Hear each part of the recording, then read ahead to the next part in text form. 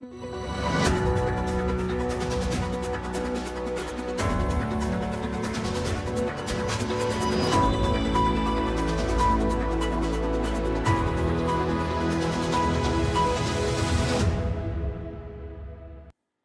Mesdemoiselles, Messieurs, merci d'avoir choisi ATV, d'avoir choisi les chroniqueurs, les meilleurs chroniqueurs de la Caraïbe, que je vais vous présenter dans quelques secondes. Les élections sont passées, mais nous, on est toujours là. Voilà, et pour traiter des thématiques, pour certaines que vous avez choisies, et pour d'autres qui sont des thématiques en lien avec l'actualité. Alors je rappelle et je félicite à nouveau, parce qu'on ne le fait pas suffisamment, les équipes de la rédaction qui nous fournissent le matériau que nous commentons. Alors, parmi les chroniqueurs de ce soir, nous avons le Terminator, le patron du droit, Bertrand. Bonsoir, Monsieur Marajo. Bonsoir à celles et ceux qui nous regardent ce soir. Merci d'être là. On aura besoin de vous. Je vous en prie. Claude. Bonsoir. Et si vous permettez, j'ai promis un petit bonsoir particulier pour une fois à Madeleine de Grand-Maison qui nous regarde et qui est, voilà, que j'aime beaucoup. En fait, c'est une histoire d'amour. C'est une histoire d'amour entre Claude et Ajoupa Bouillon. Non, et Madeleine, qui était mon professeur de sciences naturelles. Madeleine et d'Ajoupa Bouillon. Voilà. Entre autres. Je l'embrasse. Emmanuel.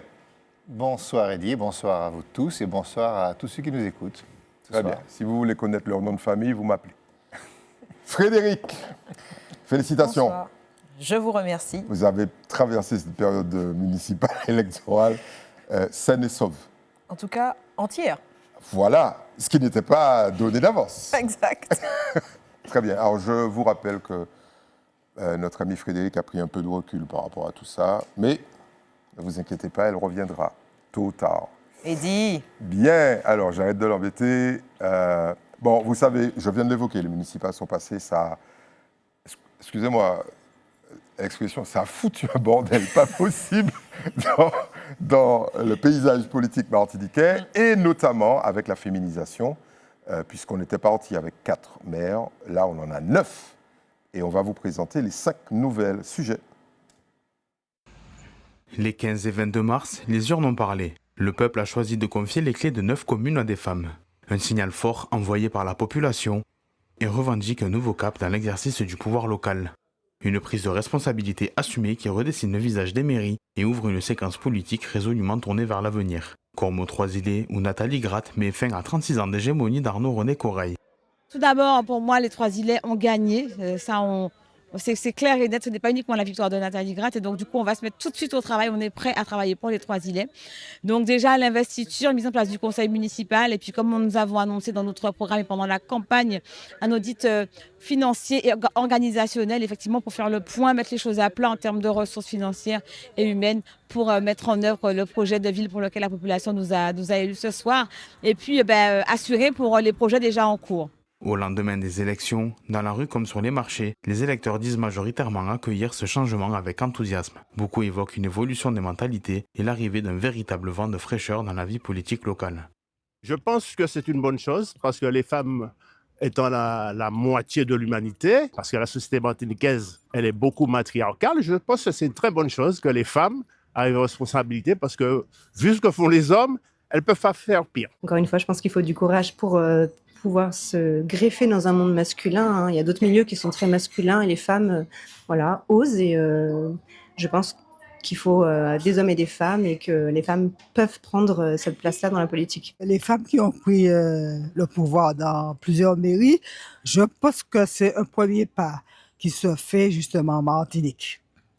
Et je pense que c'est un chemin de bataille qu'ils vont faire, justement. Oui, mais c'est une bonne chose. Je pense que la nouvelle maire, c'est bien. On n'a jamais vu une femme maire à Saint-Pierre. Donc, c'est bien. J'espère qu'elle va continuer. Elle va faire son travail, elle va continuer le travail qu'elle va faire. Voilà, après, c'est tout. Au Marigot, le maire sortant Joseph Pérast s'efface au profil d'une nouvelle équipe. La candidate Cynthia Hierro s'impose nettement au second tour, traduisant dans les urnes une volonté claire de changement. Une très grande fierté, non seulement pour moi, mais pour mon équipe surtout, parce que nous sommes partis de rien et nous avons mené une très belle campagne, digne dans le respect, avec des valeurs fortes et un programme qui, je pense, a séduit la population et surtout une approche qui a séduit les citoyens et les citoyennes. Et les résultats qui ne sont pas encore définitifs nous laissent penser qu'il y a une forte attente. Et donc, dès les jours qui viennent, il faudra qu'on se mette au combat pour satisfaire cette population. Au Morne Rouge, c'est la candidate Andrea Mosol qui l'emporte. Toujours dans le Nord Caraïbe, Guylaine Joseph-Angélique s'impose également au second tour face à son adversaire Roger Nadeau. Et à Saint-Pierre, Ludmila Lara de Stache crée la surprise en battant le maire sortant Christian Raffa. Une présence féminine particulièrement marquée sur ces territoires, avec 3 femmes élues, rien que dans le Nord Caraïbe. Un basculement symbolique pour ces communes où les électeurs semblent avoir fait le choix du renouveau. Reste désormais à ces nouvelles équipes municipales de transformer l'essai et de prouver que ce vent de fraîcheur peut aussi devenir un véritable souffle d'action. Alors attention aux prochaines élections, parce qu'à mon avis, là, c'était un petit tsunami, il y aura un gros tsunami. Faites attention. Ça va être un peu comme en Guadeloupe. Frédéric, alors bien évidemment, au-delà d'une analyse, on va dire, de base sur le fait de la montée des pouvoirs féminins, on va dire ça, ou la conquête, parce que là, il n'y a pas de loi là, hein, sur les têtes de liste. Il n'y a pas de loi, la parité, c'est en dessous. Oui. Bon. Qu'est-ce que ça veut dire? Qu'est-ce que ça veut dire pour les années qui viennent? Parce que vous avez vu qu'il y a un provocateur né à Saint-Pierre qui dit, de toute façon, vu ce que les hommes font, elles ne peuvent pas faire pire. Oui, enfin, il est réaliste, pas provocateur. La provocatrice, c'est vous, hein? Là, en l'occurrence, comme d'habitude. Oui, on a une nouvelle cartographie dans tous les cas. Alors, ce n'est pas non plus la grande révolution. Hein. Aujourd'hui, ce n'est pas la grande révolution. La révolution est en marche. Elle n'est pas encore aboutie. Elle n'est pas encore aboutie. Vous avez raison que la répercussion sur les conseils municipaux, elle est visible. On a 50% de femmes, puisque la loi le prône. Effectivement, on a des maires, 15 à 25% de femmes, j'ai regardé dans toutes les régions ultramarines. Donc c'est en augmentation nette dans toutes nos régions. Vous avez raison de citer la Guadeloupe. Et on a en revanche des présidences de PCI qui sont occupées par 80% de notre précieuse gente masculine. Donc on n'est pas encore... Il faut mesurer la distance. Maintenant, les raisons, me demandez-vous. Il est vrai que par le passé, on en a parlé, il y a un sujet structurel des occupations des femmes. Des occupations des femmes par rapport à leur foyer, des responsabilités, qui sont toujours beaucoup plus, et on le voit statistiquement, préoccupées, notamment dans des familles monoparentales, et qui ont un accès beaucoup moins facilité aux fonctions, qui, aujourd'hui, grâce à, pas envie de dire d'égalité, elle n'existe pas encore, même dans les salaires et dans les professions managériales, comme dans les professions de pouvoir, mais en tout cas, elles tendent à se réduire par ces lois, par ces cadres. C'est important. Dans nos cultures méditerranéennes, puisque la France est méditerranéenne, nous faisons partie de la France. Latine, exactement. Nous avons une tendance à légiférer, si vous voulez comparer ça à un arbre, à la cime des arbres.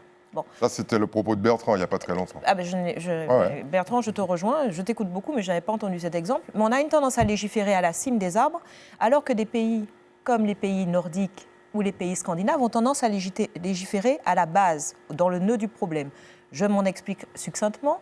Vous avez une parité au quotidien dans la vie personnelle, dans la vie quotidienne, du congé paternité et du congé maternité dans des régions nordiques ou scandinaves, et ça se répercute sur une parité quasi totale de ces pays, dans la politique, dans le pouvoir, dans les professions de puissance. Pourquoi ? Donnez plus de temps aux femmes et vous aurez plus de femmes au pouvoir. Mais c'est certain. Aujourd'hui, je pense qu'il y a un rééquilibrage qui n'est, encore une fois, pas parfait du masculin et du féminin au foyer, qui se répercute. Et plus cette égalité va se manifester, plus nous aurons des femmes qui deviendront des hommes politiques comme les autres. Des hommes politiques comme les autres.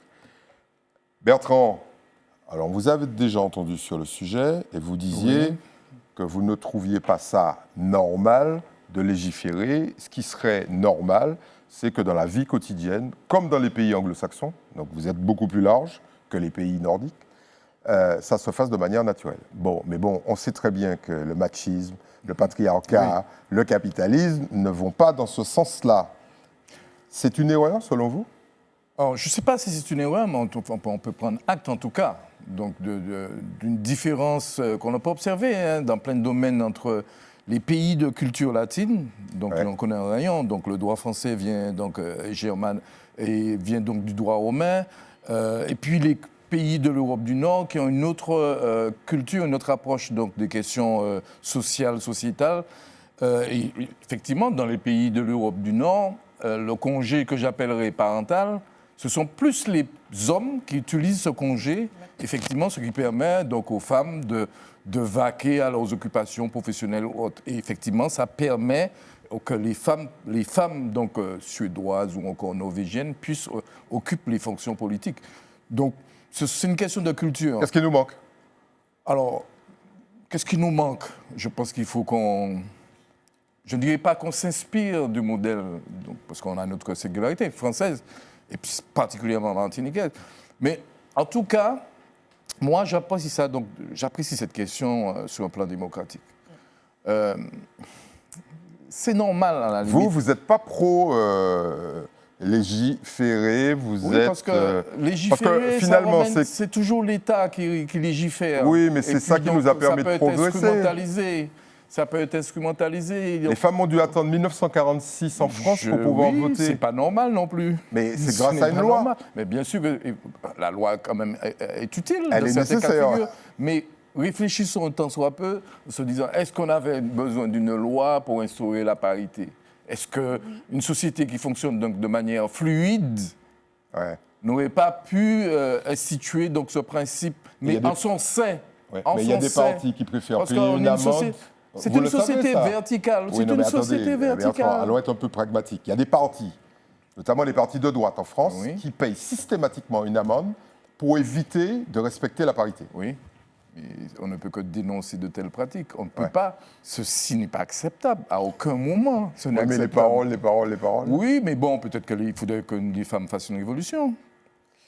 Alors, on va retenir ça. Claude, vous rebondissez immédiatement, puisque vous êtes largement favorable à l'imposition des règles. Simplement, il y a des moments où il y a des postes où il n'y a pas d'imposition de règles possible. C'est la tête de liste. Oui, par exemple. Et vous dites quoi à ce moment-là? Pour la tête de liste, pour le moment, non, effectivement, ou également pour les maires adjoints. Parce que j'ai pu noter dans certains conseils municipaux... Elles disparaissent pas, mais la parité n'est pas respectée. Systématiquement, elle est même contournée. Enfin, voilà. Voilà. Donc, moi, je crois... Il y a du boulot, quoi, en fait. Il y a du boulot. Moi, je crois que si on n'avait pas légiféré sur cette obligation d'avoir des listes mixtes, entièrement mixtes, on serait encore très loin, très, très loin. Donc, malheureusement, on a été obligés. Parfois, on cherche des femmes partout. On dit, faut que tu sois là, peu importe. Mais au moins... on a progressé de ce point de vue, et grâce à la loi, il faut le reconnaître. Et la loi, donc, par conséquence, met les femmes au cœur du pouvoir, à travers la parité, et en apprenant, elles deviennent plus proches de ces notions d'exercice du pouvoir, et ça déclenche des candidatures. Ah oui, donc c'est une bonne chose. Ça déclenche des candidatures, des vocations, et puis vous savez... ce week-end, j'ai vraiment regardé un petit peu, c'était intéressant de voir les discours de passation, et notamment de ces femmes mères, entre autres, et celles qui partaient et celles qui arrivaient d'ailleurs. Et je dois dire que c'était très concret, c'était moins politique, c'était assez pragmatique, avec vraiment elles ont réfléchi à ce qu'elles vont faire, et c'était moins, sauf à une ou deux exceptions près, pas du tout dans la polémique. Et donc, c'est déjà intéressant de voir la conduite. Mais, cependant, il y a quelques femmes politiques aguerries qui m'ont également dit que derrière une femme politique, il n'y a pas un homme, il y a des hommes. Ah oui, carrément. Carrément, c'est pas... Alors, on dit derrière un homme politique, il y a une femme, là, il y a des hommes. Alors, à voir à l'usage, mais je trouvais que c'était intéressant. Et c'est vrai que dans les remerciements, c'était frappant, dans les remerciements, au-delà de la famille, il y avait toujours, un club de sexe mâles masculin, voilà. Bon, ok. Mais voilà, mais c'était... Je crois que là, on a passé comme disait Frédéric, un cap. Et puis, la prochaine étape, avec Délice, ce seront d'abord les législatives, voir s'il y a plus de candidates femmes, voilà, les circonscriptions, et quel score elles feront. Et puis, la CTM. Évidemment, mais la CTM, ah oui, la CTM, on a la parité. La CTM. Oui, il y a la parité. C'est un scrutin de liste. Oui, tout à fait, scrutin de liste. Mais c'est la tête de liste. Mais c'est la tête de liste, et puis à l'Assemblée aussi. Et puis dans les commissions, et puis les vice-présidents. Allons en profiter avant de passer la parole à Emmanuel pour féliciter, parce qu'il n'y a pas qu'en politique qu'elle gagne du terrain. Présidente du conseil d'administration de la Sécurité sociale, Céline Rose. Présidente du conseil d'administration du Crédit Agricole, Carole Foulard. Voilà. Félicitations, mesdames. Bravo. Félicitations, bravo. mesdames. Mais... Jeune homme, tout ça, ça vous laisse perplexe si on dit encore plus de lois, encore plus de réglementations, encore plus d'impositions pour que les femmes soient enfin l'égale de l'homme. Alors, encore plus, je ne sais pas s'il faut dire encore plus de lois. C'est vrai que, malgré tout, il y a un chemin énorme qui a été accompli en 2 générations. Moi, je suis d'une génération où mes parents, ma mère n'avait pas le droit de voter. Elle n'avait pas le droit de signer un chèque. Oui. Je sais pas, et ça, c'est le temps d'une génération. Donc, en 40 ans, il s'est quand même produit des évolutions formidables. Aujourd'hui, les femmes sont dans la vie publique et elles sont à l'aise dans cette vie. Elles touchent à la politique et elles le font bien. On les voit aussi dans les conseils d'administration, on les voit dans les entreprises, elles dirigent des services. Et je dirais, elles le font sans forcément avoir besoin de revendiquer leur féminité. C'est ça qui est intéressant parce qu'au fond, le sexe ou le genre n'est pas un gage de compétence non plus. Il ne faut pas tomber dans ce piège. La jeunesse non plus. Et la jeunesse non plus. Et voilà les profondeurs de la jeunesse et de la féminité. Et la vieillesse non plus. Le discours ambiant. Ouais. Mais on arrive à un niveau de maturité aujourd'hui où, fort heureusement, on va avoir un nivellement par la compétence entre les hommes et les femmes, et c'est tant mieux. Et c'est important qu'elles occupent aujourd'hui un nivellement positif. Le patriarcat, elle n'a pas aimé le mot nivellement. Oui. Le patriarcat, le capitalisme se rendent compte que 50% de l'humanité ne peut pas être ostracisée. Non, mais il faut surtout que les 50%, en l'occurrence, viennent occuper des fonctions avec de la compétence. Et fort heureusement, les femmes, elles ont un a priori de compétence parce que, on l'avait dit la dernière fois, elles ont a priori l'habitude de gérer les choses de la vie réelle. Mais elles sont largement devant les hommes en termes de résultats scolaires. Oui, bien sûr. Vous le savez, ça. Oui, absolument, c'est vrai aussi. Mais elles ont le sens du réel, elles ont le sens pratique que peut-être ont moins statistiquement les hommes. Elles ne sont pas prisonnières des combats d'ego, pas en tout cas dans la même proportion que les hommes. Elles sont capables de coopération quand les hommes adorent les bras de fer. Et aujourd'hui, Dieu sait si on a besoin de composer avec d'autres, notamment quand on est à la tête d'une municipalité, il va falloir coopérer avec l'État, avec les différentes autres collectivités. Et ça, l'esprit de diplomatie, on le retrouve, il faut bien le dire, davantage chez les femmes que chez les hommes. Très bien. Alors, si après ça, vous êtes considérés comme des machistes, messieurs, c'est qu'on a raté l'émission. Nous avons ici 2 chroniqueurs qui sont à fond pour le changement et, pour employer le mot de Frédéric, la révolution. Alors, on va toucher à une problématique récurrente, pragmatique, qui de toute façon est en lien direct avec l'actualité internationale. C'est ce que vous mettez... Alors, je ne parle pas aux gens qui sont des fanatiques de l'électricité, en sachant qu'il faut quand même du pétrole pour produire de l'électricité en Martinique. Bon, il faut quand même le rappeler. Ceux qui mettent des choses, du liquide dans leur voiture tous les jours. C'est parti. Carburant. La hausse est officiellement actée à la préfecture. Les prix des carburants vont augmenter au 1er avril prochain. En cause, les tensions au Moyen-Orient qui font grimper les prix du pétrole sur les marchés mondiaux. Une augmentation tout de même contrôlée, selon Étienne Desplanques, préfet de Martinique. Ce que je peux vous dire, c'est que les prix au 1er avril seront inférieurs et bien inférieurs à ce que nous constatons dans l'Hexagone. Parce que nous avons une raffinerie, parce que nous avons des prix réglementés. Je peux vous dire que le super sans plomb connaîtra une augmentation. En revanche, il est vrai que sur le gazole, nous allons connaître une vraie augmentation, comme on a pu le connaître à l'été 2022 au moment de la crise ukrainienne. Une augmentation qui ne sera pas similaire à celle connue par l'Hexagone qui avoisine les 2 € le litre. Et malgré cette hausse à venir, pas de risque de pénurie. Les stocks de carburant sont jugés suffisants, selon le directeur général de la SARA. On a tout avantage et tout intérêt à avoir une raffinerie qui fonctionne. Aujourd'hui, on est à pleine capacité. On est même en surproduction de façon justement à amortir ces effets de cotation internationale, puisque du coup, on peut doser et faire des équilibres entre le prix du pétrole brut et le prix de la matière, des produits finis. Par contre, ce qu'on peut dire, c'est que le fonctionnement ici permet d'avoir probablement une augmentation sur le mois d'avril qui sera contenue au niveau du sans-plomb et un peu plus forte au niveau du diesel.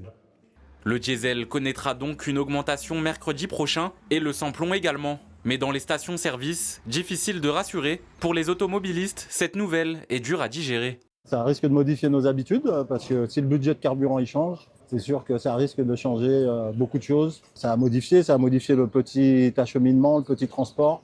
Donc il y aura une répercussion sur les prix et sur l'économie d'une manière générale. Donc je pense que oui, on va subir. Ah, moi ça va être chaud.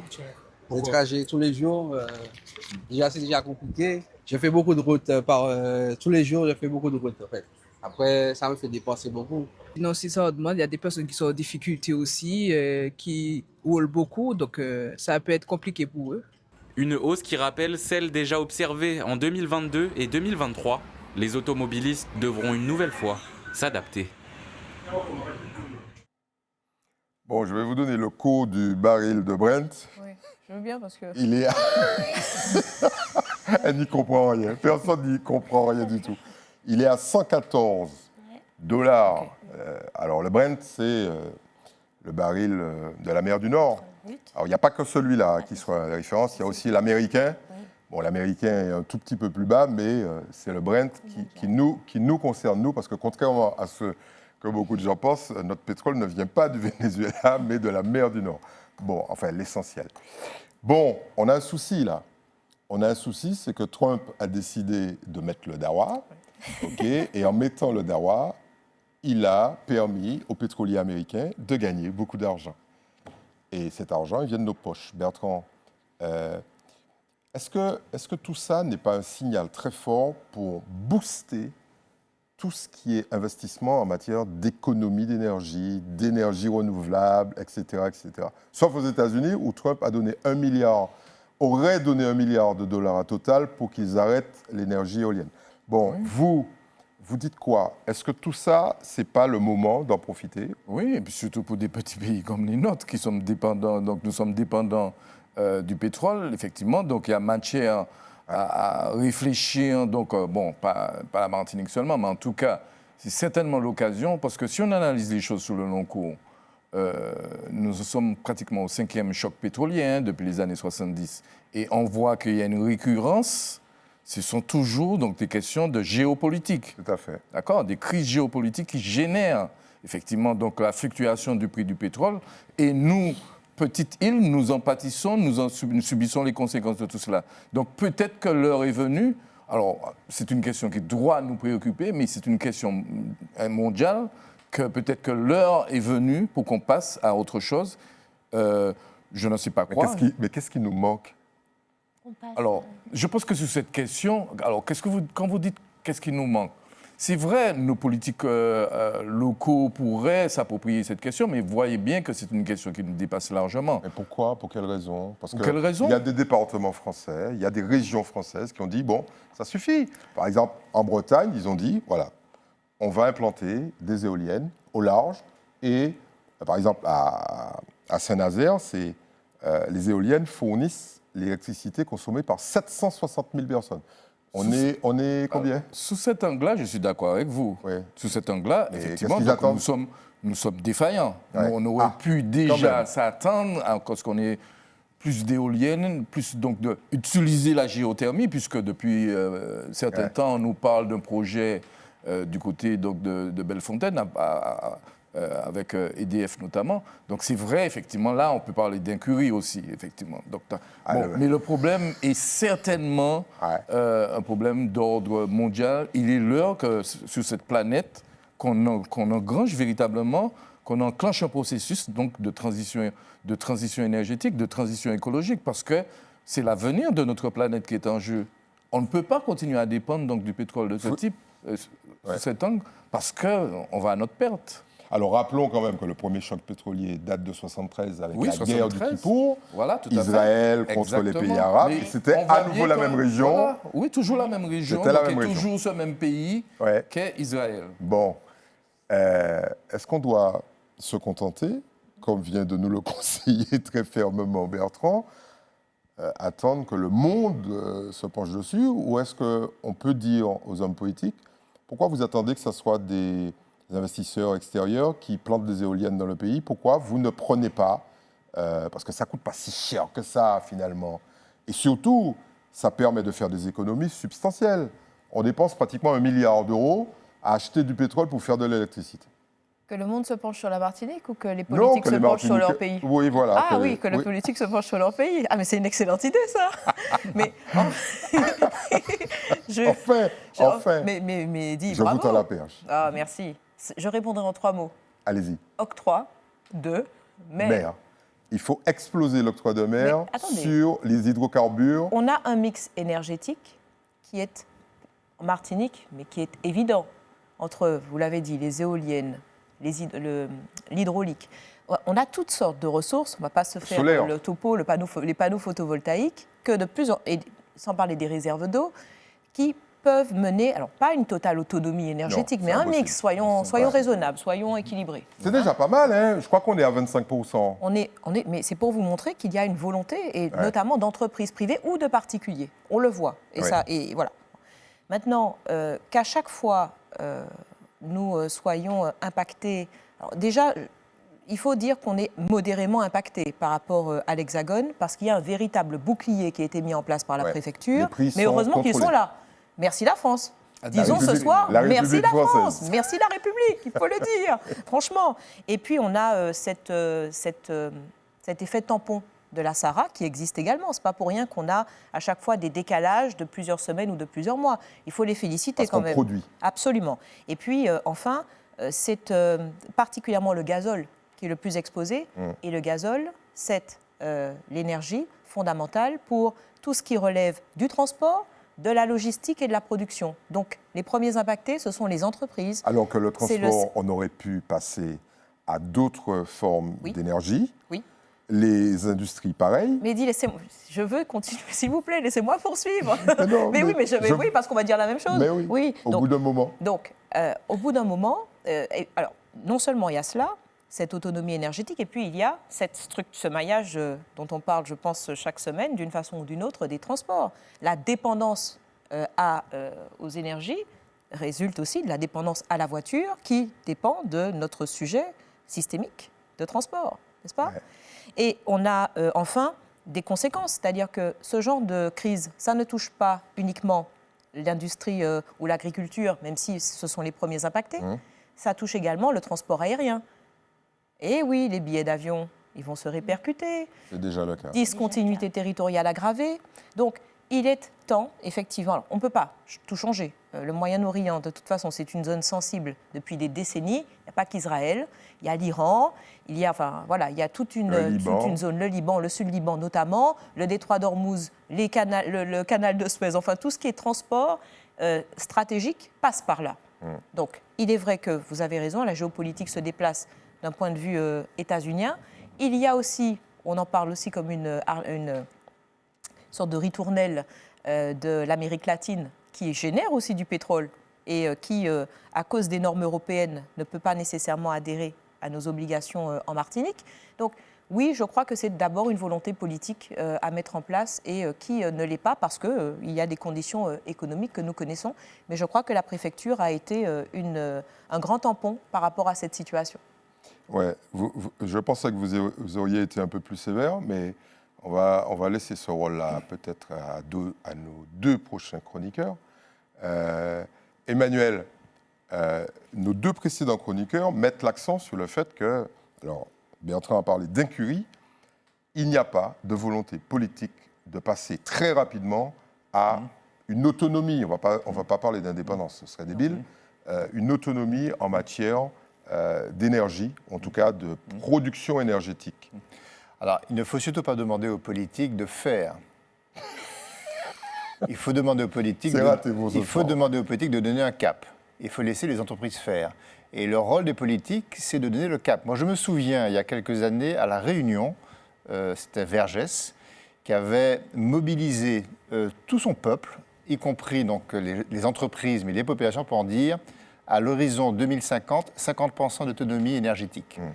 Un slogan, des mots, et à partir de là, il galvanise tout le monde et il prend des mesures pour qu'effectivement on puisse investir avec rentabilité sur le solaire, sur l'éolien, etc. Enfin, l'emploi de mer. Bon, c'est ça la politique. La politique, c'est donner le cap. Aujourd'hui, j'ai beau tendre l'oreille partout, le cap énergétique, je ne l'entends pas du point de vue politique. Il est extrêmement diffus. Donc ça, c'est la première chose.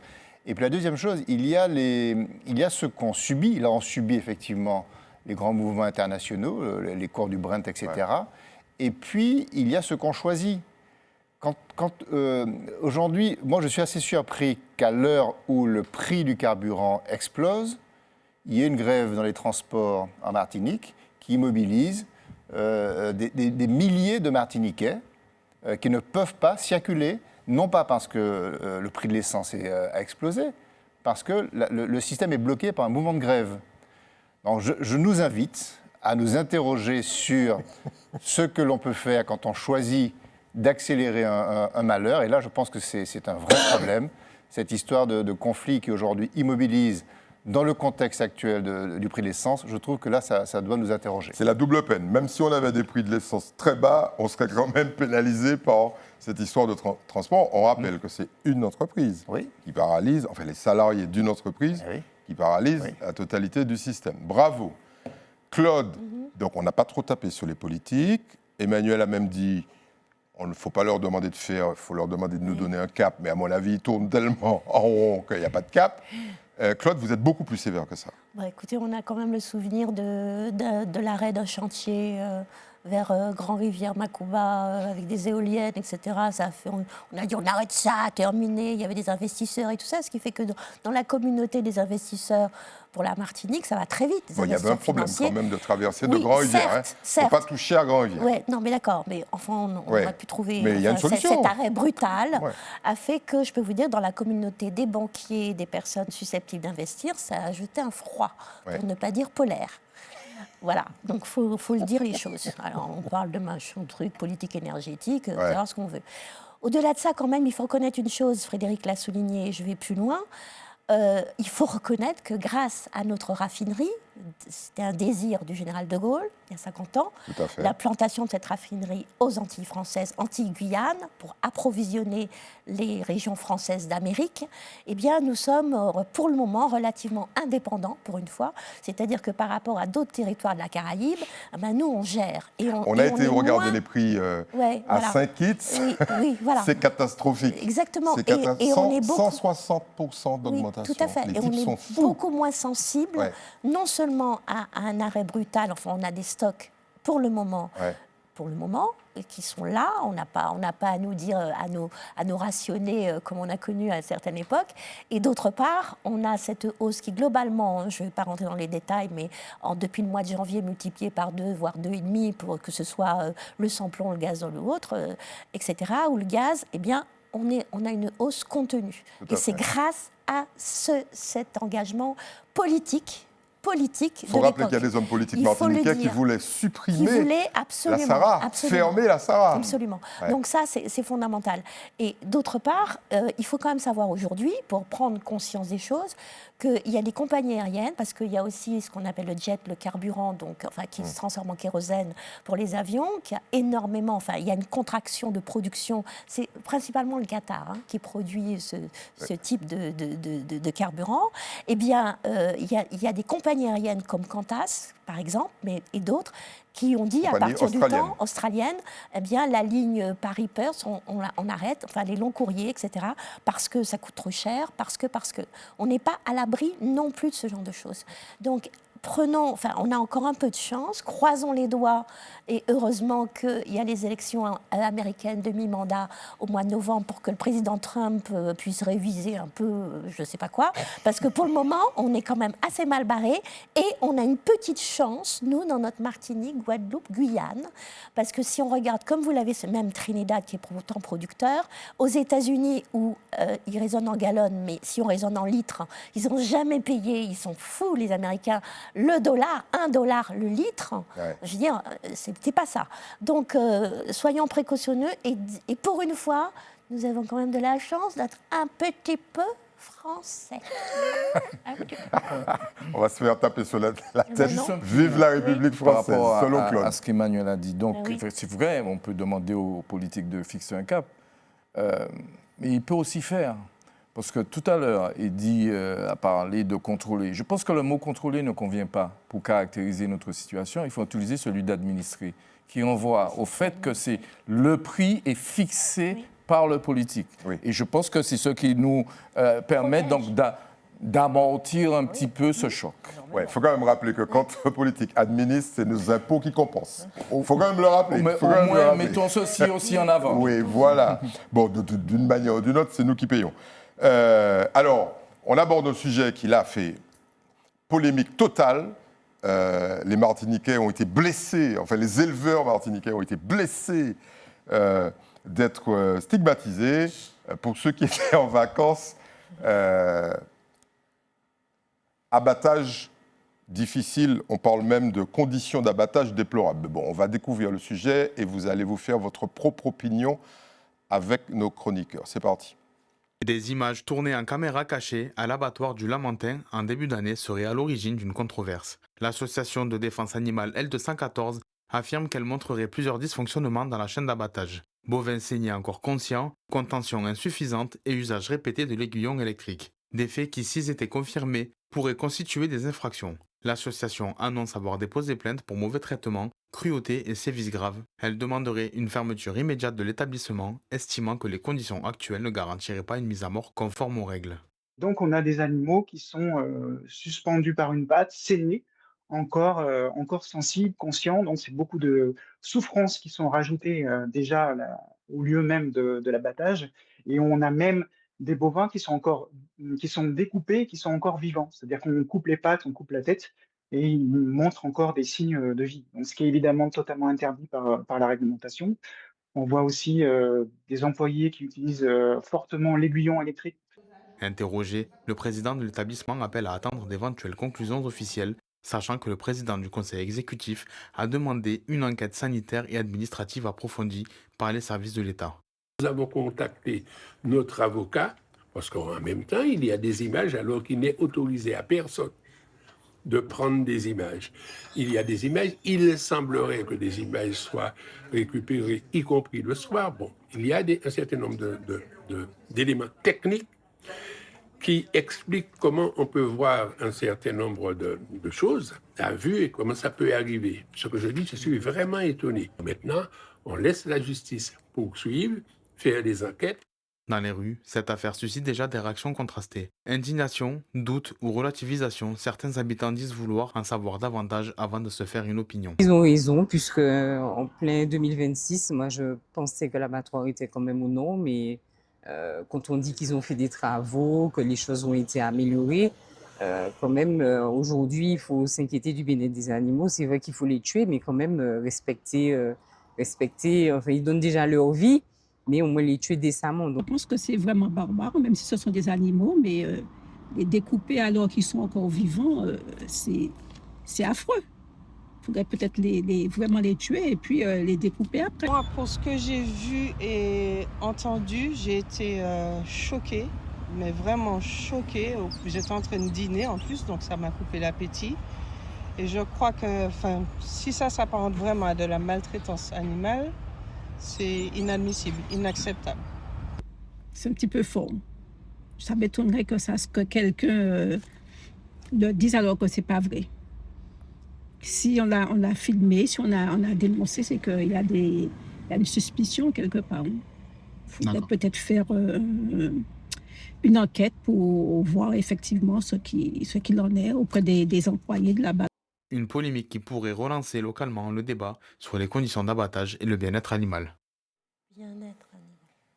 Bon, alors vous avez vu que un partout balle au centre, les Martiniquais sont partagés, les professionnels sont outrés qu'on ait pu poser clandestinement des caméras au sein de l'abattoir. Alors, il semblerait qu'il y en ait 12 qui aient été posées. Ouais. Bon, alors, dans un lieu où, théoriquement, on ne peut pas pénétrer, comment on fait pour poser 12 caméras et qui les a posées et dans quel... Enfin, donc, avec quel objectif? Notre enquêtrice sur le terrain s'appelle Claude et elle va nous donner des détails. Claude, qu'est-ce qui s'est passé? Non, mais des caméras filaires, c'est-à-dire avec un fil. C'est pire. C'est pire, c'est qu'elles sont branchées quelque part. Elles sont branchées quelque part. Donc, et le fil sort. Oui, le fil... Non, mais 12 caméras filaires, 12 fils au moins. On peut même se prendre les pieds. On exactement. Peut se... Alors, qu'est-ce qui s'est passé? Qui est-ce qui a posé ces caméras? Alors, écoutez, cette association qui fait parler d'elle de manière récurrente... Elle est implantée localement? Non, pas du tout. Non. Ça ne devrait pas tarder. Le jeune homme, le monsieur que nous avons vu, c'est un petit-fils de boucher. C'est marrant, hein. Mais il est devenu vegan, végétalien. Alors, pour expliquer à nos téléspectateurs, végétaliens, tu ne manges même pas les œufs, parce que les œufs sortent de la poule, qui est un animal. Hein. Claude, donc, tu ne manges pas de gâteau, rien du tout. Non, mais je le dis, c'est important. Et du coup, quand même, il fait cette association, on va la prendre... Rappelons le nom de l'association, L214. Je n'ai même pas envie de la... Tu vois, L214, il faut quand même le retenir, parce que... Alors, alors pourquoi il faut retenir? Parce que, bon, nous, on parle Martinique. Oui, au niveau national, ils ont lancé une campagne monstrueuse de 960 abattoirs. Et sur les 960 abattoirs, il y en a 40% qui n'étaient pas en normes. Oui, tout à fait. Okay, donc, alors il y a un travail. Je poursuis là-dessus, justement. Ils ont été en Corse il y a 8 mois, à Porto Vecchio. Ils ont demandé la même chose, la fermeture de l'abattoir de Porto Vecchio. Ils ont demandé une réunion avec la ministre de l'Agriculture qu'ils n'ont pas eue. L'enquête sur l'abattoir, on ne sait pas. Mais plutôt d'aller en Corse, pour risquer leur vie, ils sont venus à la Martinique. Alors, ils sont venus à la Martinique. Non, mais attendez. Ils sont venus à la Martinique. Ils sont allés au Salon de l'Agriculture. Ils ont vu notre égérie. Notre brahman, et ils se sont dit, on va voir comment ça se passe là-bas en Martinique. Vous êtes en train de nous dire que c'est un complot? Non, je ne dis pas ça. Nous sommes quand même le maillon faible, je le dis. Je deviens très nationaliste là-dessus. Nous sommes le maillon faible. Là, il n'y a plus de République française. Et donc, comme par hasard, non mais il faut dire les choses. Enfin, moi, tel que je les ressens. Et donc, comme par hasard, on va aller voir en Martinique, on va demander la même chose. Une plainte, fermeture de l'abattoir, on va voir ce que ça va donner. Il y a une dépêche AFP, ça veut dire que vous regardez Google, là, c'est dans tous les journaux. Ah ben oui, à la Martinique, dans le monde entier. Dans le monde entier. Il y a même des Guadeloupéens qui ont dit qu'il faut qu'ils viennent chez nous pour voir à quoi ça ressemble. Toujours la jalousie. Mais dans ce sens-là... vous n'avez pas répondu à notre question. Non, notre question, c'est qui a posé ces caméras? Écoutez, ils ont leur propre technique. Enfin, il y a bien... Enfin, c'est pas venu comme ça. Je vous ai dit que ce sont des caméras filaires. Vous n'allez pas me dire que les salariés de l'abattoir n'ont jamais vu de fil. Ils n'ont pas vu qu'il y avait des caméras.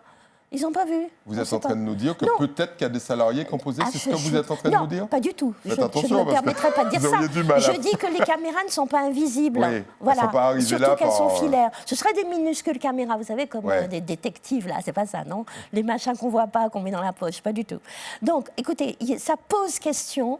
Et moi, ce que je dis, pour terminer, si vous permettez, c'est que là, je deviens nationaliste. C'est-à-dire que, vous savez, on a Pâques lundi. Vous croyez qu'on va nous dire comment on fait pour tuer les crabes? Il faut leur donner des soins palliatifs, il faut leur donner une anesthésie. Vous croyez qu'on va nous dire comment on fait pour les langoustes? Je veux dire, chacun ses méthodes. Que les tous les Martiniquais ne mangent pas de langoustes. Certes, un abattoir doit être aux normes. Certes, il faut une enquête, il faut voir ce qui se passe. Je ne dis pas le contraire, je ne suis absolument pas contre. Vous avez vu que le président du conseil exécutif a demandé une enquête approfondie de l'Assemblée. Absolument. Non. Le CP, c'est le... Et je pense qu'il va appeler son copain de Corse pour savoir comment il a fait aussi. Cela étant, je dis que là, il ne faut pas qu'on se laisse trop engouffrer et que personne, à l'heure où on a des conflits mondiaux, à l'heure où nos amis de Cuba ont des problèmes pour se nourrir, à l'heure où Haïti est dans l'état où il est, on n'a personne qui va nous dire ce qu'il faut manger et comment il faut le faire et comment il faut cuisiner et comment il faut s'occuper de nos animaux. Donc, désolée. Vous balayez d'un revers de main ceux qui disent... Je dis que ces gens... Non mais attendez, on n'en a pas parlé. Les animaux qui, semble-t-il, Je dis qu'il faut une ne enquête. sont pas je vous ai abattus répondu. dans des conditions... Je vous ai répondu. Il faut une enquête. Ah, vous pensez à eux quand même? Oui, je pense Bon, à eux très quand bien. même. Mais je pense aux langoustes et aux crabes de lundi, qui seront dans nos assiettes. L214, L for the, Nous a fait, nous pouvons. for the lobster. Emmanuel, ça vous touche moins, ça, en réalité. Vous êtes moins remonté que Claude. Et vous êtes favorable au fait que la loi s'applique partout? Alors, je suis tout aussi remonté que Claude. Ah ouais? Oui, absolument. Et en fait, je constate deux problèmes. Il y a un problème lié à l'outil qui dysfonctionne et qu'il faut régler. Ça, Quand vous dites, allons être précis. Quand vous dites l'outil, vous ne parlez pas de la caméra, non, c'est la régie, ADM qui Ouais. dépend de la CTM et qui aujourd'hui ne fonctionne pas comme elle aurait dû fonctionner. Là, vous parlez de l'abattoir. Je parle de l'abattoir, Ouais. je parle des contrôles d'État qui n'ont pas été faits correctement, puisque manifestement, c'est une obligation et on ne peut pas me dire que ça n'a pas été constaté. Donc là, il y a un problème lié à l'outil. Et il faut trouver les responsables, les sanctionner si besoin, en tout cas régler le problème de l'outil. Et puis de l'autre côté, vous avez un groupement d'activistes, parce que ce n'est pas une association qui milite pour le bienfait des animaux, hein, c'est pas ça le L214. Quand vous lisez les statuts de cette association, c'est pour éradiquer les éleveurs et la viande de la planète. C'est ça le mouvement, le but de cette association. Ce sont des militants qui veulent absolument enlever, détruire, supprimer les filières d'élevage parce qu'ils ont un dogmatisme absolu pour pouvoir arriver à leur fin. Et donc, ils sont connus, ils ont déjà été épinglés sur l'usage de méthodes qui restent très contestables. Moi, je suis quand même très surpris d'apprendre que ces images auraient été tournées en janvier et février et qu'on ait attendu le retour, entre guillemets, de Begin, c'est-à-dire la décrue d'attention pour lancer la polémique, donc 2 mois après, c'est quand même étrange, parce qu'il fallait absolument casser une dynamique qui était jusque-là un élément de fierté pour la Martinique. Et moi, je trouve que c'est désastreux pour nous. À l'heure où on parle de souveraineté alimentaire, d'autonomie alimentaire, eh bien, vous avez là des gens qui sont les ennemis des éleveurs, qui sont les ennemis des restaurateurs, qui sont les ennemis de la population qui cherche une forme d'autonomie alimentaire pour pouvoir démonétiser une des filières qui était en train de rebondir.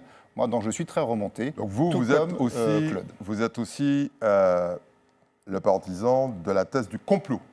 Non. Ah, je ne sais pas si je suis de la thèse du complot. Je n'ai pas confiance en cette association parce que l'intention affichée dans les statuts de l'association n'est pas le bien-être animal.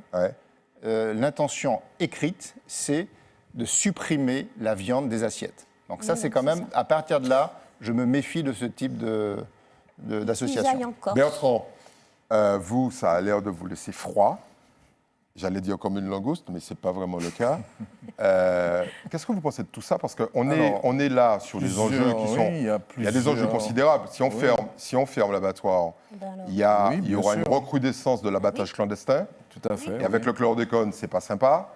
Ce serait un retour en arrière. Et un retour en arrière. Bon, alors, vous, face à une situation comme ça, vous préconisez quoi? Je bien écouté Emmanuel, et donc je suis partisan. Toi aussi, donc l'approche culturelle, on a notre culture, voilà, donc il faut protéger ceci.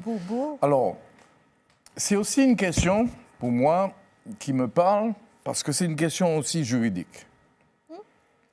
La question du statut juridique de l'animal. De l'animal. Et effectivement, oui, vous avez plusieurs lois ces dernières années, notamment sous la mandature de François Hollande. C'est lui qui est à l'origine de l'inscription dans le Code civil aujourd'hui, de la mention selon laquelle les animaux sont des êtres vivants doués de sensibilité.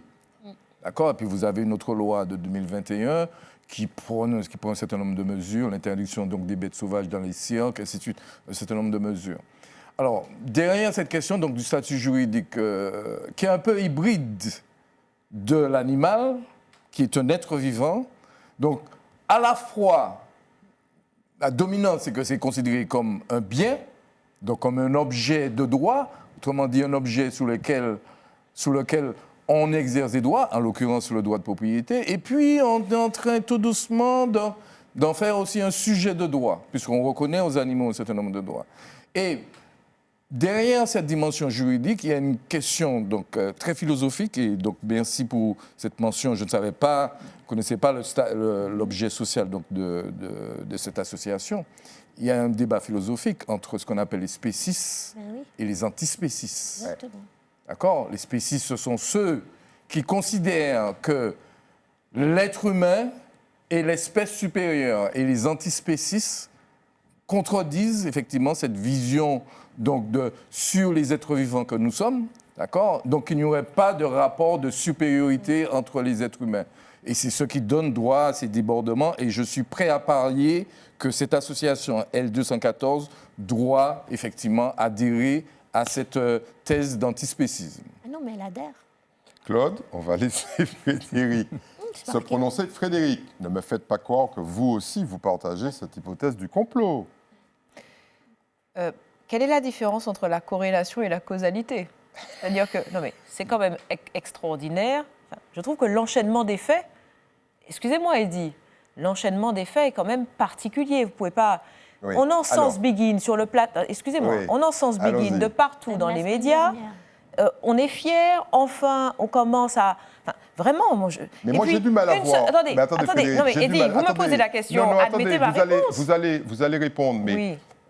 Vous savez, j'ai une petite oreillette là, donc il y a des gens qui posent des questions, qui nous appellent. Ils ne voient pas le lien entre Begin et un abattoir. C'est quoi le lien ? Eh bien, Begin, pas Begin, mais c'est sa famille. Oui. À un certain moment, il faut les manger. D'accord ? Il y a un itinéraire dans l'abattoir. Ouais. Je me le suis fait expliquer par André Prosper. Il y a un itinéraire dans l'abattoir. La vache brahmane, elle est plus petite que les autres. Donc, dans le fameux couloir de la mort, parce que c'est comme ça qu'on l'appelle, comme la brahmane est plus petite en termes de dimension que les autres, elle a une tendance, puisque le couloir n'a pas encore été adapté, travaux en suspens, institutionnels, elle a une tendance à tourner et à se retourner. Du coup, il y a une sorte de rupture, de continuité, et c'est quelque chose, c'est un travail qui mérite un avancement. Maintenant, il faut parler, tu as parlé du droit, il faut parler de la loi Egalim, la loi sur la vidéosurveillance de 2018.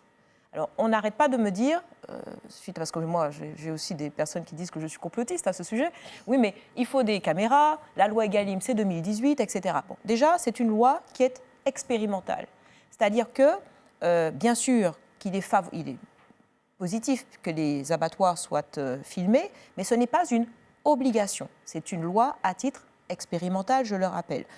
Je crois qu'aujourd'hui, avec les dissensions que l'on va avoir de plus en plus sur le rôle, le statut de l'animal, et je ne vais pas me prononcer là-dessus parce qu'on est là pour avoir un recul, il est vital de pouvoir être en transparence aujourd'hui, sur tous ces lieux sensibles, dits sensibles, parce qu'ils mènent à des catastrophes médiatiques après. Maintenant, au sujet de là où cela nous mène, je vais vous dire, quand une association affirme qu'il faut fermer un abattoir sans même être venu sur site, sans même être venu constater ou développer une forme d'expertise, mais qui sont-ils pour nous dire ça ?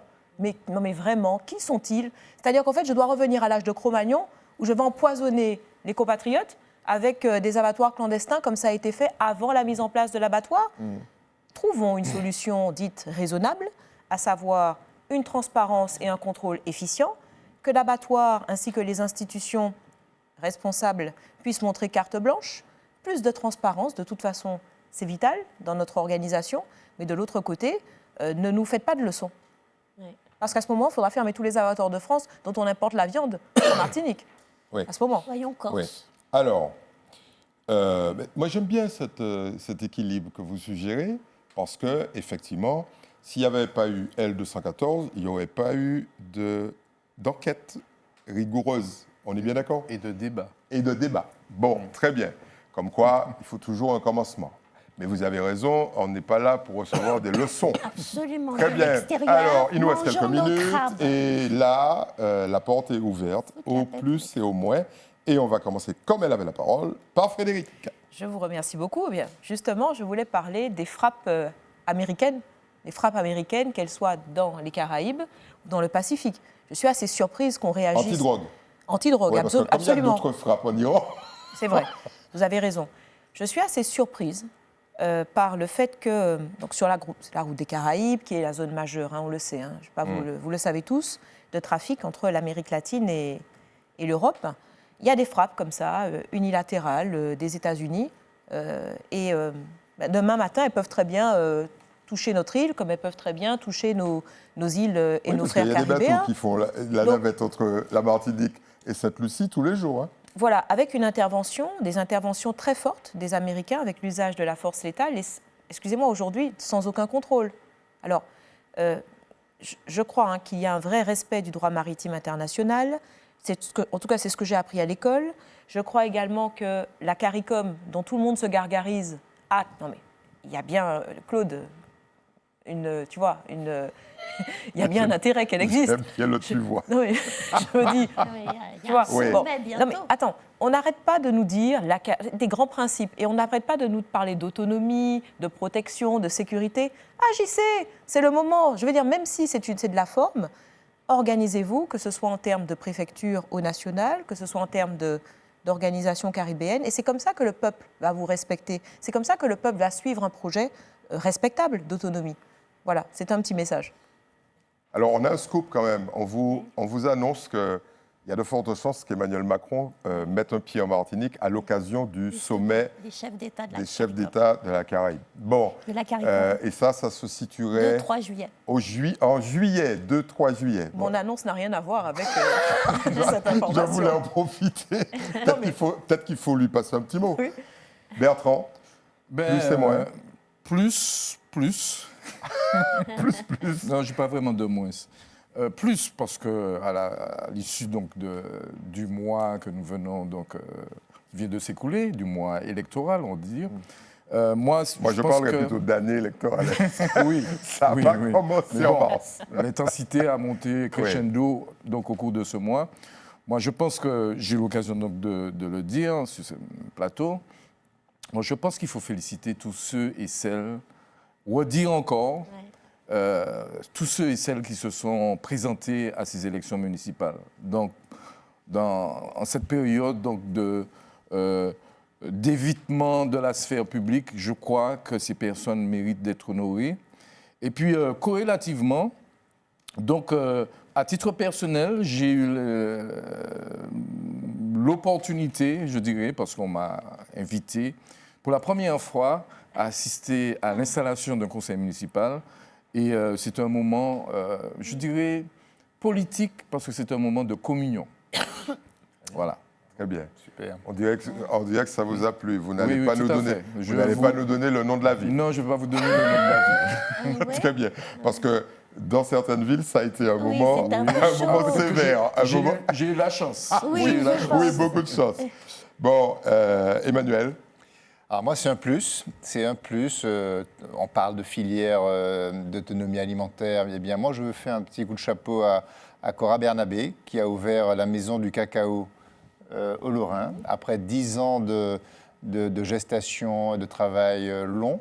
Et donc, c'est une vraie réalisation positive, forte, qui va accroître notre attractivité et qui va peut-être réveiller une vraie filière d'excellence. Donc, bravo. Voilà une vraie action politique au sens noble du terme que j'apprécie. Et donc, voilà. Donc, c'est une maison donc, qui est ouverte à tous, qui va valoriser les matières premières qu'on peut visiter et puis qui va nous promener sur toute la chaîne de transformation, de l'écabossage, la fermentation, le séchage, jusqu'à la transformation en chocolat, en tablette à déguster. Et chocolat chaud. Et chocolat chaud. Donc c'est ouvert au public, allez-y. Bravo Cora Bernabé, bravo à tous ces agriculteurs qui ont fait le pari du cacao et en espérant qu'on ait maintenant un produit d'excellence qui rayonne loin de nos frontières. Félicitations à la ville du Lorrain. Et félicitations à la ville du Lorrain, tu as tout à fait raison. Oui, tout à fait. Où il y a déjà un musée de la banane. Oui, c'est vrai. Bon, aïe. Il y aura bientôt un musée de la pomme cannelle. Je plaisante. Claude. Et qui a mis à disposition le terrain, tout à fait. Alors, moi, j'ai 2 plus. D'abord, un premier plus, c'est pour un film qu'il faut absolument aller voir. On en a déjà parlé, mais moi, je ne l'avais pas encore vu, Les Fractures Invisibles. Ouais. Donc, et j'ai mieux compris, j'ai bien compris pourquoi ce film aujourd'hui a reçu, à l'heure où on parle, 18 récompenses, 18 trophées, 18 prix. Ce n'est que le début. Il est encore en sélection dans une vingtaine encore de festivals. Et c'est quand à la fin du film, Jean-Michel Lotaubi de la Mille Nord a dit le budget de ce film de 300 000 €. Et c'est hallucinant, 1h15 de film. Enfin, c'est incroyable. Et quand il a dit, et puis avec tous les acteurs, tous les partenariats qu'il a pu nouer, et 2 semaines et demie seulement de tournage pour donner ce que ça a donné, sur des problématiques fortes, le harcèlement, les addictions, etc. Il faut le soutenir, ce film. En ce moment, on peut aller le voir. Et il faut que les Martiniquais, en plus ce sont des jeunes de la Mille Nord qui finalement se sont appropriés les choses pour en faire des différents métiers dans le cinéma. Le jeune Lenny Michanol, c'est un garçon extraordinaire qui travaille là à temps plein pour pouvoir se payer des études. Il a été présélectionné pour aller à Los Angeles dans une école d'acting, enfin pour apprendre le métier. Bravo à lui et bravo à tous les autres. Bref, Fractures invisibles, il faut y aller. Deuxième plus rapide, fini. On applaudit parce que vraiment, il faut aller voir ce film. Il faut aller voir ce film. Si on est martiniquais, pour soutenir, et pour montrer que l'union fait la force. La tranche nationaliste elle est forte, elle est là. très très forte. Et puis, pour finir, bravo à toute l'équipe qui a organisé le Salon des bâtisseurs. Voilà, enfin, ceux qui étaient à l'origine. Allons citer Philippe Pied, qui est initiateur avec tous les membres du BTP. Pourquoi ? Parce qu'il y a 500 élèves et étudiants qui ont visité vendredi. Et puis parce que toute cette filière qui ne va pas très bien, c'est un peu retrouvé avec les clients, les fournisseurs. Bravo à eux, c'est la première édition. Et on espère qu'il y en aura d'autres dans une conjoncture si difficile. Et les politiques, moyen. Et les politiques, il y avait le maire du Lamentin. Il est chez lui, c'est déjà pas mal. Mais et puis merci à la CTM qui a mis le tiret à disposition. Il ne faut pas oublier ça. Oui, il ne faut pas oublier. Tant que c'est gratuit, oui, il ne faut pas oublier. Vous avez raison, c'est bien. Échange marchandises et c'est de l'argent public. Bon, voilà. On a fini. Les miens. Oui, alors 2 mots, comme d'habitude. Bon, j'aimerais dire aux éleveurs que je connais de l'étang des Salines, que, comme Frédéric le dit régulièrement, allons essayer de trouver un consensus. OK ?